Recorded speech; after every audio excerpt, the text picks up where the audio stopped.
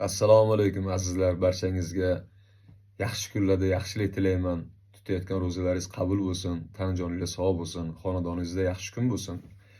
Endi shunaqa yaxshi kunlarda albatta yomon bir so'zlarni ishlatishim, iboralarni ishlatishim hojati yo'q. Yarashmaydi albatta, lekin bizni ba'zi bir videolarimizga albatta fikr bildirishga hamma haqli. Lekin haqorat qilishga emasda, so'kinishlarga emasda, hech kim haqqi yo'q. Birovni so'kishga, birovni haqorat qilishga. Bizki birovni haqorat qilgan joyimiz yo'q. Birorta videoda ko'ring, biz aka deb do'stim deb murojaat qilganmiz. Va aytgan gaplarimizki, biz o'ynamaymiz. Biz raqqos yo raqqosa emasmiz. Biz qo'shiqchimiz.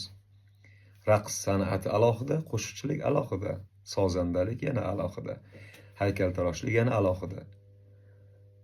Shuning uchun bir insondan boshqa bir narsani talab qilmang. Kimgadir yarashar davraga chiqib o'ynash, lekin bizga yarashmas ekan, biz eplolmas ekanmiz bu narsani.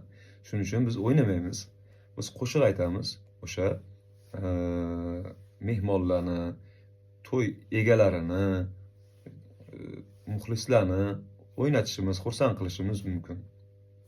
Lekin biz chiqib olib o'ynashimiz shaxsan menga yarashmaydi. Shuning uchun har kim balki o'ziga yarashgan ishlarni qilar.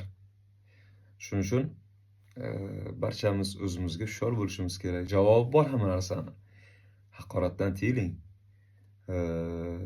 Bizda ham haqoratli so'zlar kerak bo'lsa, oshiqcha bor. Lekin o'sha chegarani bilib, sal o'zimizni ba'zi narsalardan tiyib shunaqa bir murojaat qilamiz. Sog' bo'linglar, salomat bo'linglar, o'zinglarni ehtiyot qilinglar.